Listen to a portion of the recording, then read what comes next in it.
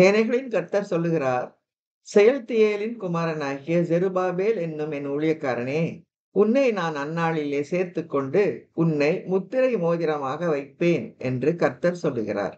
நான் உன்னை தெரிந்து கொண்டேன் என்று சேனைகளின் கர்த்தர் உரைக்கிறார் என்று சொல்லுகிறார் என்றார்.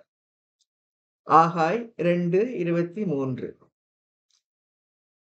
நிறைவேறுதல்.